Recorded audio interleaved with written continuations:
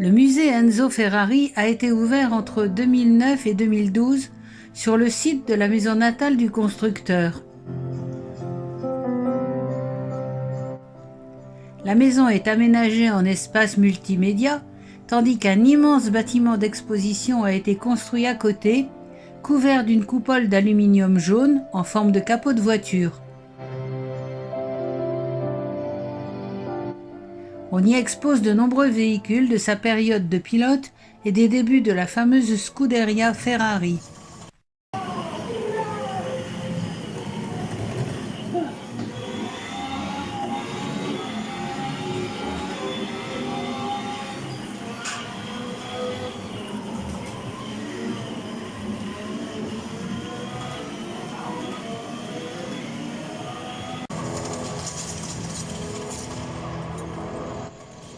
Enzo naît en 1898 par une froide journée de neige.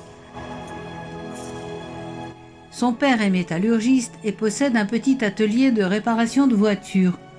Il possède également sa propre automobile, ce qui est exceptionnel à l'époque.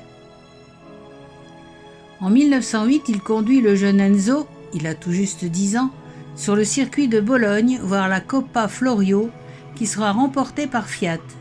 C'est le coup de foudre. Enzo dira qu'il a aimé la course au premier regard et pour toujours.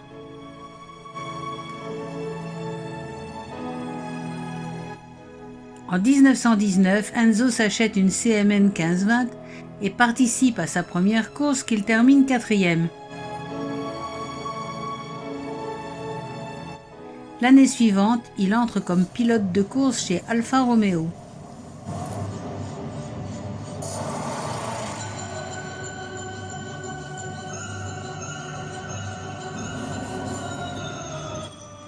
En 1923, il remporte le Grand Prix de Savio à Ravenne et là, il rencontre les parents de Francesco Baracca, légendaire pilote de l'armée de l'air italienne qui avait peint sur la carlingue de son avion le cheval noir cabré, symbole traditionnel de la cavalerie.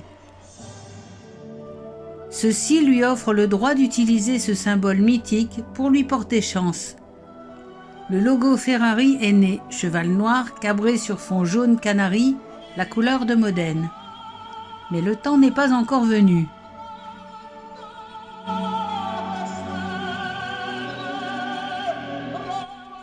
En 1924, Enzo remporte la plus belle course de sa carrière, la Coupe Acerbo de Pescara sur Alfa Romeo RL devant Mercedes. Mais dès 1929, il vend à Modène sa maison natale et avec l'argent, il crée avec l'accord d'Alfa Romeo la Società Anonima Scuderia Ferrari. Celle-ci est chargée de l'engagement en compétition des voitures de la marque Alfa Romeo. Et en même temps, la Scuderia engage 10 voitures au Mille Miglia, applique le cheval sur les carrosseries et remporte une série de victoires grâce à Tazio Nuvolari et Compagnoni, dont les coupes Acerbo et de la Consuma. La Scuderia est désormais un acteur qui compte dans la course automobile. Enzo Ferrari met fin à sa carrière de pilote en 1932. En 1938, il se brouille avec Alfa Romeo, revend matériel et projets et reprend son indépendance.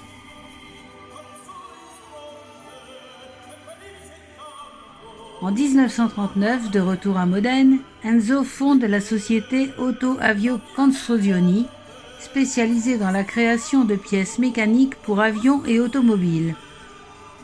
En 1940, il conçoit l'AAC 815, une voiture de course qui ne porte pas la marque Ferrari, pour clause de non-concurrence avec Alfa Romeo, mais est considérée par les aficionados comme la première Ferrari de la marque.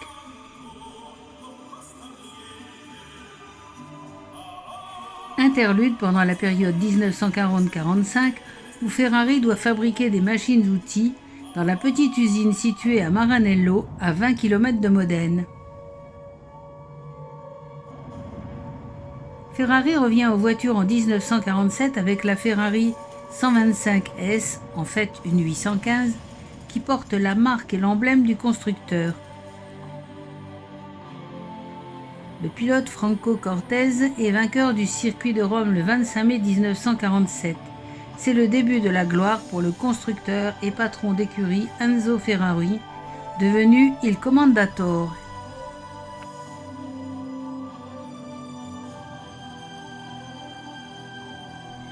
Les années 52-53 verront la domination absolue de Ferrari, champion du monde, grâce au pilote Alberto Ascari et sa Ferrari 500. La Scuderia a eu des fortunes diverses selon les années, les pilotes engagés et les décisions d'Enzo. La mort de son fils Dino en 1956 manque de le faire tout arrêter, mais le moteur V6 dessiné par son fils le remotive et la Dino 246 GT sortira en 1969.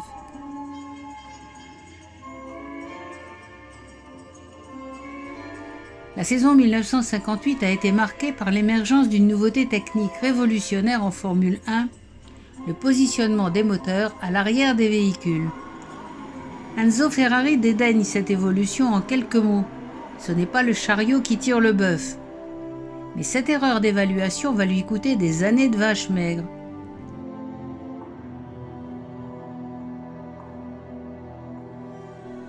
En 1969, Fiat rentre à 50% dans le capital de Ferrari, résolvant ainsi les problèmes financiers de la société et relançant la dynamique de création et de victoire du constructeur.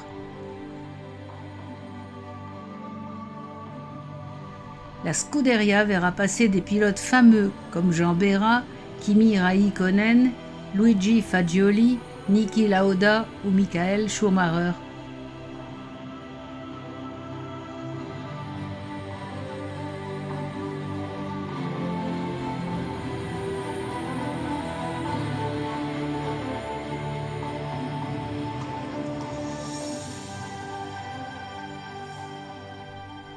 Enzo Ferrari meurt le 14 août 1988, laissant une marque prestigieuse, probablement la plus forte et la plus connue au monde.